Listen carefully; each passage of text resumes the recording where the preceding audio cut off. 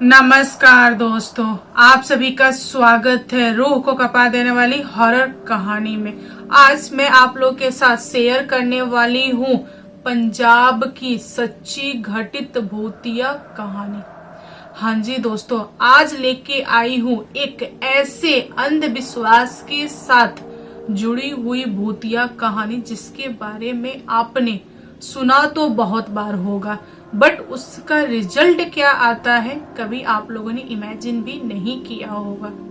तो चलिए बिना देर किए इस कहानी को स्टार्ट करते हैं और जानते हैं कि एक्चुअल में पंजाब के उस गांव में क्या घटित हुई थी। दोस्तों, पंजाब के एक छोटे से गांव में एक सुखी फैमिली थी। उस फैमिली में 4 मेंबर थे, सरबजीत, उनकी वाइफ और उनके माता और पिता।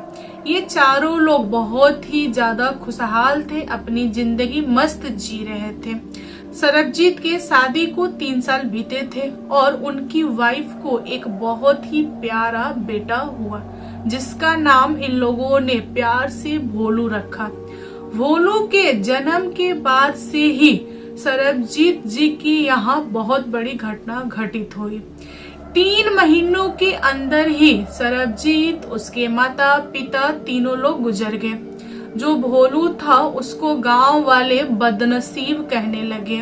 गांव वाले उससे बहुत तरह के नामों से बुलाते थे, उल्टा सीधा वगैरह बोलते थे। यहाँ सरबजीत के ना रहने की वजह से भोलू अकेला पड़ गया था। उसकी जो माँ थी वह खेती करके अपने बच्चे को पाल रही थी।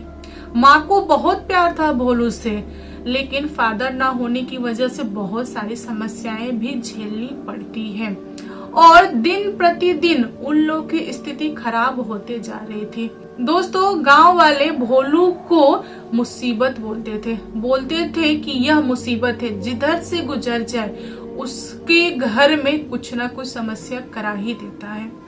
जो भोलू था वह पहले इन सारी चीजों को इग्नोर करता था, लेकिन चीजें इस हद तक हो गई कि वह अकेला रहना पसंद करने लगा। स्कूल में भी बच्चे उसे टॉर्चर करते थे। गांव में कोई भी इंसान उससे बात नहीं करता था। वह अपनी माँ से थोड़ी मोड़ी बातें करता था, लेकिन धीरे धीरे माँ से भी बातें करना कम कर दिया। एक बार भोलू ने अपनी माँ को बोला कि माँ चलो इस गांव को छोड़कर हम कहीं और चलते हैं रहने के लिए, लेकिन भोलू की माँ ने मना कर दिया। बोला कि नहीं बेटा, हम कहाँ जाएंगे, क्या करेंगे, गांव में तो थोड़ी मोड़ी खेती है जिससे हम लोग का काम चल जाता है। अभी रुकते हैं कुछ दिनों के लिए, जब तू बड़ा हो जाएगा, कमाने लगेगा, तब चलेंगे। अभी हमारा कोई सहारा नहीं है, तू रुक जा, मेरा बात मानेगा ना। वह बच्चा हाँ बोलकर अपनी माँ को अपने रूम में चला गया और अकेले रहने लगा। भोलू की एक हैबिट हो गई थी जिससे उसकी माँ बहुत ज्यादा परेशान रहती थी। उसकी माँ बार बार कोई चीज पूछती थी तो वह सर डुला देता था, हाँ या ना। उसके बाद वह चला जाता था। स्कूल में टीचर से बात नहीं करता था, बाकी बच्चों से दोस्ती नहीं करता था। वह अंदर ही अंदर घुट रहा था। सोचो बच्चे के ऊपर क्या बीत रही होगी। मतलब हमारे समाज में अंधविश्वास की भी एक जगह है जो कि ठीक नहीं है। यहाँ पर बच्चा परेशान रहने लगा। उसकी माँ अपने बेटे की हालत देखकर बहुत ज्यादा घबरा गई। वह पढ़ी लिखी औरत नहीं थी, इसीलिए उनको लगा कि उनके बेटे को किसी ने जादू टोना वगैरह किया है। फिर वह अगल बगल यानी पड़ोसियों को गाली गलौज देती थी, बोलती थी कि तुम लोग डायन हो, तुम लोगों को मेरी खुशी नहीं देखी जाती, तुम लोगों ने मेरे बेटे के ऊपर कुछ कर दिया है। पहले मेरा बेटा अच्छा था, अब इस तरह हो गया कि वह मुझे पसंद नहीं करता। मैं सबको देख लूंगी, मैं किसी को नहीं छोड़ूंगी। मतलब बहुत ही ज्यादा गंदी गंदी लेवल की वह औरत अपने पड़ोसियों को गाली देकर लड़ती थी।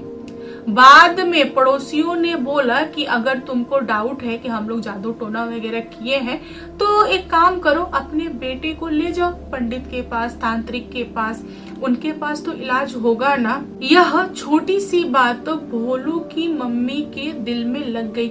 उन्होंने अपने बेटे को लेकर बहुत सारे पंडित, तांत्रिक वगैरह को दिखाया।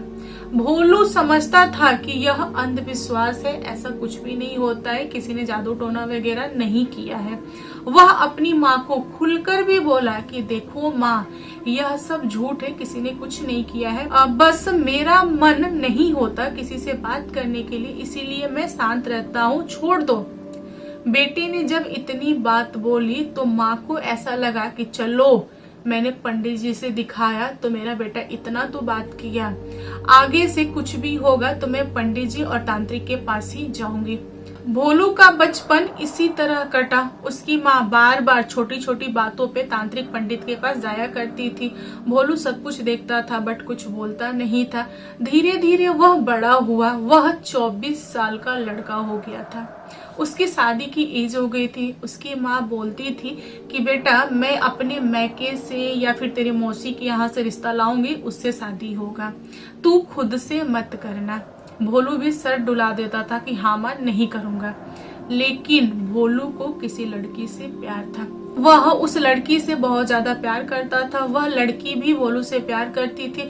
इन दोनों ने मिलके शादी करने का फैसला किया कि चलो मंदिर में शादी कर लेते हैं। लेकिन भोलू को एहसास हुआ कि मेरी जो माँ है, जिसने मुझे बचपन से पाला है, मेरा इतना ध्यान रखती है, वह मेरे लिए इकलौती है, उसको नहीं छोड़ सकता। तो उसने अपनी गर्लफ्रेंड को बोला कि मैं माँ को मनाता हूँ, देन शादी कर लेंगे। लड़की बोली कि ठीक है, मुझे कोई प्रॉब्लम नहीं है। यह बात भोलू ने अपनी माँ को बोला। भोलू की माँ रेडी नहीं थी शादी कराने के लिए, लेकिन बेटा की प्यार को देखकर उन्होंने हामी भर दिया। उन्होंने बोला कि ठीक है बेटा, शादी तो करा दूंगी, बट सबसे पहले मुझे कुंडली मिलानी होगी तुम दोनों की। भोलू पूछा क्यों? माँ का जवाब आया कि देखो बेटा, कुंडली में जितने भी गुण होते हैं, लड़का और लड़की का मिलाना जरूरी होता है। अगर गुण नहीं मिले तो तुम लोगों का जो जीवन है वह कैसे बीतेगा, आगे चल के तुम लोग का मन नहीं मिलेगा।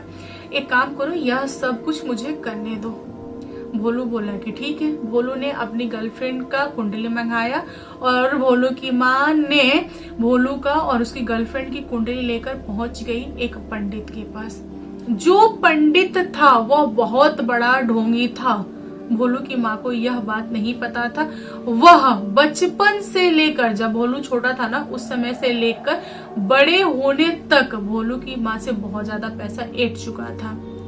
उस पंडित ने बोला भोलू का कुंडली देखकर कि देखिए, अगर आपकी बहू यह लड़की बनती है तो आपका बेटा बहुत ही जल्द दुनिया छोड़ देगा।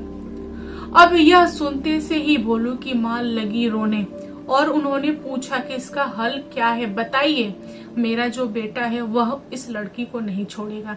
अगर मैं फोर्स करूं तो वह जीवन भर कुंवारा रहेगा और मैं ऐसा नहीं करूंगी, क्योंकि मैं चाहती हूँ कि मेरे बेटे का घर बसे। पंडित ने बोला कि सिर्फ और सिर्फ एक ही उपाय है, क्या आप कर पाएंगे? भोलू की माँ ने तुरंत हाँ भर दिया। पंडित ने बताया कि अपने बेटे की शादी किसी पेड़ से करा दीजिए, ऐसे पेड़ से करा दीजिए जो बहुत पहले से हो। तो भोलू की माँ तुरंत रेडी हो गई, बोली कि बहुत सारा पेड़ है, मैं तो ऐसे बहुत सारे पेड़ों को जानती हूँ जो सालों से पड़े हैं। मेरे खुद के जमीन में एक पेड़ है जो कि बहुत ही विशाल है, लोग उसके नीचे बैठ के छांव लेते हैं, मैं उसी से करा दूंगी। पंडित ने कहा कि जिस दिन शादी होगा उस दिन तो मैं आऊंगा ही, और आप लोगों को बुला लीजिएगा ताकि बाराती टाइप से लगे। ये जो शादी है यह धूमधाम से होगी और बाद में जो दूसरी शादी हम कराएंगे आपकी बहू से, वह मंदिर में हो जाएगी, कोई प्रॉब्लम नहीं है। भोलू की माँ खुश हो गई। उन्होंने बोला कि चलो ठीक है, इस उपाय से मेरा बेटा बच जाएगा, उसका दिल नहीं टूटेगा। जैसे जैसे पंडित ने कहा वैसा वैसा भोलू ने किया, क्योंकि भोलू के पास कोई ऑप्शन नहीं था। उसकी माँ गुस्सा जाती और वह नहीं चाहता था कि उसकी शादी में कोई भी अड़चन आए, इसीलिए उसने वह सब कुछ किया जो पंडित और उसकी माँ ने कहा। भोलू पूरा रेडी होकर पेड़ के साथ शादी किया, प्रॉपर शादी किया। उसके बाद उसने कपड़े बदले, नहाए धोए, दूसरे कपड़े पहने और मंदिर में जाकर अपनी गर्लफ्रेंड से शादी किया। गर्लफ्रेंड को लेकर जब वह घर पहुंचा, उसके बाद जो भी रस्म होता है वह सारा रस्म हुआ। बात आती है पहली रात की। ये दोनों अपने कमरे में गए और थोड़े ही देर में अचानक से आवाज सुनाई दी। लड़का जो था वह डर गया कि अरे ये तो माँ की आवाज है, माँ को क्या हुआ। जब वह बाहर निकला तो उसने देखा कि उसकी माँ बहुत ज्यादा घायल है, उनको चोट लगी हुई है। फिर भोलू अपनी माँ को हॉस्पिटल लेके भागा और सुबह जब उसकी माँ डिस्चार्ज हुई तो घर पे आई। मतलब इन लोगों की पहली रात बर्बाद हो गई। दूसरी रात में जब ये लोग एक दूसरे के पास आए तभी इनके घर में आग लग गई। भोलू भागा आग बुझाने के लिए, काफी कुछ नुकसान हो गया था। घर जो था वह बर्बाद हो गया था। फिर ये एक दूसरे के पास नहीं आ सकते थे। धीरे धीरे भोलू ने घर को सुधारने की कोशिश किया। एक सप्ताह के बाद से फिर ये दोनों एक दूसरे के पास आए। तभी घर के सारे बर्तन एक दूसरे से लगे टकराने। ऐसा लगा कि कोई गुस्से में बर्तन पटक रहा है, सामान फेंक रहा है। ये पति पत्नी बाहर निकले अपने कमरे से। इन्होंने देखा कि घर में बहुत सारी चीजें बिखरी पड़ी हैं और जो भोलू की माँ है वह सर पकड़ के आंगन में बैठी हुई हैं और रो रही हैं और यह बोल रही हैं कि जब से यह लड़की घर में आई है तब से मुसीबत आ गई है मेरे घर में। लोग मेरे बेटे को मुसीबत बोलते हैं, यह लड़की खुद आफत विपत मुसीबत है, यह सारी चीजें लाई है। यहाँ पर दुल्हन गुस्सा गई और उसने अपने पति को एक शब्द भी नहीं कहा। वह उस रूम को छोड़ के दूसरे रूम में सोने चली गई। जैसे ही लड़की दूसरे रूम में सोने गई सब कुछ खत्म, सब कुछ नॉर्मल हो गया। इधर भोलू पूरी रात सामान समेटता रहा। अगले दिन वह अपनी वाइफ को मनाने की कोशिश कर रहा था, लेकिन बीबी तो बीबी होती है, जल्दी मानती कहाँ है। उसने बोला कि ठीक है, मैं एक ही कंडीशन पे मानूंगी कि तुम अपनी माँ को समझा दो कि ये सारी बातें मेरे साथ ना करें, अड़ोस पड़ोस में जो करती हैं बस वही करें, मेरे ऊपर लांछन ना लगाए। भोलू ने अपनी माँ को समझाया, बट भोलू की माँ को आदत था, वह किसी से भी छोटी छोटी बातों पे भी लड़ जाती थी, क्योंकि उनकी जिंदगी भी आसान नहीं रही थी और वह भी अकेले रही हैं, इसीलिए उनको गुस्सा जल्दी आता है। फिर भोलू और उसकी वाइफ मान गए एक दूसरे के साथ। वे लोग गए रात बिताने के लिए। तभी अचानक से उनको एक परछाई दिखाई दी दीवार पे और वह परछाई किसी नॉर्मल इंसान की नहीं थी, बहुत ही ज्यादा खतरनाक थी और परछाई में औरत की परछाई थी। परछाई जो थी वह गुस्से से देख रही थी। ये लोग डर गए, इन लोगों को समझ में नहीं आ रहा था कि क्या हो रहा है इनके साथ। यहाँ पर भोलू की वाइफ ने चिल्लाया और पूछा, कौन हो, क्यों परेशान कर रहे हो, क्यों डरा रहे हो, हम डरते नहीं हैं। वो जो परछाई थी वह बाहर निकल गई और सामने आकर भोलू की वाइफ को बोली कि देखो तुमको डरना पड़ेगा, ये जो तुम अधिकार जता रही हो ये सब मत करो, ये जो आदमी है यह मेरा है, सिर्फ और सिर्फ मेरा है। यहाँ पर भोलू की वाइफ ने पूछा, कैसे तुम्हारा है, शादी मेरे साथ हुई है, तुम कैसे हक जता रही हो, और वैसे तुम हो कौन। तभी भोलू की वाइफ को एक चाटा खींच के लगा और वह चिल्लाते हुए बोली कि देखो मैं इसकी पहली वाइफ हूँ, इसने मुझसे पहले शादी किया है, इसीलिए मेरा हक है इसके ऊपर, तुम दूसरी हो, बेहतर होगा कि तुम इस घर को छोड़ के चली जाओ, वरना मैं तुम्हें नहीं छोड़ूंगी। अब भोलू और भोलू की वाइफ थर थर कांप रहे थे। इन लोगों को समझ में नहीं आ रहा था कि एक्चुअल में यह औरत क्या बताना चाह रही है, इसके साथ क्या हुआ है और यह क्यों बोल रही है, कुछ भी समझ में नहीं आया। भोलू जो था वह चुपचाप सारी चीजें देख रहा था। जब लिमिट क्रॉस हुआ तब उसने परछाई से पूछा कि आखिर तुम चाहती क्या हो, तुम हो कौन, कहाँ से आई हो, ठीक ठीक बताओगी, अगर कोई समस्या है तो बताओ मुझे, मैं हल निकालूंगा। तब वह परछाई रोती हुई बोली कि देखिए स्वामी, आपने जो पेड़ से शादी किया था उस पेड़ के नीचे मैं थी, मुझे वहां बांधा गया था, आपने मेरे साथ शादी की है, इसीलिए मेरा हक है आपके ऊपर, मैं आपको कभी भी नहीं छोड़ूंगी। आपने इससे दूसरी शादी की है, मुझे इससे नफरत है, क्योंकि बीवी एक ही होती है और मैं छोड़ूंगी तब तो आप वहां जाओगे ना। मैं आपसे बहुत प्यार करूंगी। यह सुनते से ही भोलू का माथा ठनका और उसने बोला कि यह कैसे संभव है? तुम तो आत्मा हो ना, और मैं तुम्हारे साथ कैसे रह सकता हूँ?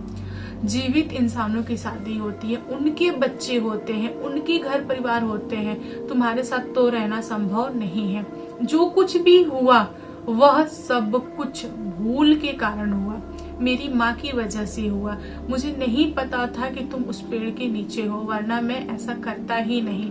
मैंने माँ को मना किया था, फिर भी जबरदस्ती की शादी थी और मुझे सच में नहीं पता था। और तुम सुनो, कान खोलकर सुनो, ये जो औरत है जो जमीन पे पड़ी हुई है, इससे मैं प्यार करता हूँ। ये मेरी बीवी है, मैंने इसको बीवी माना है पूरे मन से। मैं इसके साथ रहूंगा, तुम्हारे साथ नहीं। तो तुम मुझे माफ करो और अपनी दुनिया में लौट जाओ। लेकिन जो आत्मा थी वह बहुत ज्यादा जिद्दैल थी। उसने बोला कि नहीं, संभव नहीं है। अगर आप प्यार से मान जाओगे तो ठीक है, नहीं तो मुझे जबरदस्ती करना पड़ेगा। भोलू बोला कि कुछ भी हो जाए, इस बार मैं नहीं मानने वाला। लोग मुझे क्या बोलते हैं मुझे फर्क नहीं पड़ता। मेरी माँ मुझे क्या बोलेगी मुझे फर्क नहीं पड़ेगा। मेरी बीवी भी क्या बोलेगी मुझे इससे भी फर्क नहीं पड़ेगा। मैं वही करूंगा जो मेरा मन करेगा। भोलू ने आत्मा को अपनाने से मना कर दिया। आत्मा जो थी वह बहुत ही ज्यादा गुस्से में थी। उसने भोलू की वाइफ पे अटैक कर दिया और बोला कि इसकी जीती जी तो तुम मुझे नहीं अपनाओगे, यह दुनिया छोड़ देगी, उसके बाद तुम किससे प्यार करोगे? तुम्हारे पास कोई ऑप्शन नहीं होगा, तुम मुझे ही अपनाओगे। उस आत्मा ने एक बार में ही वार किया और भोलू की वाइफ यूं चुटकियों में दुनिया छोड़ दी। उसको थोड़ा भी टाइम नहीं लगा। यह देखते से ही भोलू जमीन पे गिरा और बेहोश हो गया। भोलू की माँ जब सुबह रूम में पहुंची तो उन्होंने देखा कि बहू अलग पड़ी है, बेटा अलग पड़ा है। जब उन्होंने डॉक्टर को बुलाया तब डॉक्टर ने कंफर्म किया कि यह लेडी जीवित नहीं है। आपका जो बेटा है इसको सदमा लगा है। कुछ टाइम लगा। जब भोलू होश में आया तो वह उल्टी सीधी बातें कर रहा था। उसको कुछ भी याद नहीं था कि पीछे क्या हुआ था क्या नहीं हुआ था। वह सिर्फ और सिर्फ अपनी माँ को पहचानता था, उसके सिवा वह कुछ भी नहीं पहचानता था। भोलू की माँ ने इंतजार किया कि मेरा जो बेटा है वह ठीक हो जाएगा। उन्होंने 3 महीने तक इंतजार किया लेकिन भोलू का रूप चेंज नहीं हुआ। वह पागलों की तरह घूमता था। बाल बड़े बड़े हो गए थे, गंदे कपड़े पहनता था, नाखून बड़े थे, दाढ़ी मूछें आ गई थी, खाना भी ठीक से नहीं खाता था। क्या बोलता था किसी को कुछ पता नहीं, मन में ही बुदबुदाता था। उसका जो शरीर था वह धीरे धीरे गल रहा था। यह कंडीशन देखने के बाद से भोलू की माँ ने बहुत सारे तांत्रिक पंडित वगैरह से दिखाया, बट इसका हल किसी के पास नहीं था। रीजन यही कि भोलू की माँ जिस पंडित और तांत्रिक से मिलती थी वे सारे के सारे फ्रॉड थे। बेचारी बहुत परेशान रहती थी लेकिन कुछ भी हो नहीं पा रहा था। एक दिन की बात है, भोलू उसी पेड़ के नीचे बैठा था जहाँ पर उसने शादी किया था। वहां से एक इंसान गुजर रहा था। उस इंसान की नजर भोलू के ऊपर पड़ गई। वह इंसान भोलू के पास आया, कुछ बातचीत वगैरह किया। उसके बाद से भोलू वहीं पे गिरा, बेहोश हो गया और यह गांव के किसी इंसान ने देख लिया था। वह दौड़ते हुए भोलू के पास गया, उसको उठाने की कोशिश किया लेकिन भोलू उठा नहीं। फिर उसने भोलू की माँ को बुलाया। बेचारी औरत बैठी रही जब तक उसका बेटा होश में नहीं आया। जब बेटा होश में आया उसने थोड़ी देर बाद अपनी माँ को पहचाना, पूरे गांव वालों को पहचाना और वह पूछ रहा था कि मेरी बीबी कहाँ है, ले चलो मुझे उसके पास। भोलू की माँ के पास कोई जवाब नहीं था। उन्होंने बाद में बताया अपने बेटे को कि देखो तुम्हारी जो वाइफ है वह दुनिया छोड़ दी है। फिर भोलू को आराम से याद आया कि उस रात आत्मा ने ही ऐसा किया था, मेरी वाइफ को उसी ने मारा है। भोलू जो था वह सर पटक पटक के रो रहा था। वह चिल्ला रहा था और बोल रहा था कि कहाँ चली गई, आओ आत्मा मुझे मारो, मैं तुम्हारा पति हूं ना, अब हक क्यों नहीं जताती, मुझे क्यों जिंदा छोड़ दी, तुमने मेरे प्यार को मुझसे छीन लिया। मैं तुम्हें माफ नहीं करूंगा। अगर आगे से तुम दिख गई तो समझ लेना कि मैं तुम्हारे साथ क्या करूंगा। भोलू बहुत चिल्लाया, अपना पूरा गुस्सा बाहर निकाल दिया और उसने अपनी माँ को जब पूरी की पूरी बात बताई तब वहां पर उस लेडी को एहसास हुआ कि उन्होंने बहुत बड़ा गलती किया। अपने बेटे की पेड़ से शादी कराकर और उस आत्मा को अपने बेटे की गले बांधकर उनसे गलती हुई थी। उन्होंने अपने बेटे से माफी मांगा और बोला कि आज के बाद से मैं कभी भी किसी भी तांत्रिक और पंडित पे विश्वास नहीं करूंगी। माँ बेटे दोनों एक दूसरे के गले लग के रोए। फिर इन दोनों ने अपना सामान बांधा और उस गांव को छोड़कर कहां चले गए किसी को कुछ भी पता नहीं। दोस्तों मुझे ऐसा लगता है कि जो राही आया था, मतलब जहां पेड़ के नीचे भोलू बैठा था, वह राही नॉर्मल राही नहीं होगा। एक्चुअल में वह तांत्रिक या पंडित होगा जिसने आत्मा को अपने साथ लेके गया होगा। आप लोगों को क्या लगता है कमेंट करके बताइएगा। वीडियो पसंद आए तो प्लीज लाइक एंड शेयर कीजिएगा और मेरे चैनल पर न्यू आए हो तो प्लीज चैनल को सब्सक्राइब करना। Thank you, bye bye.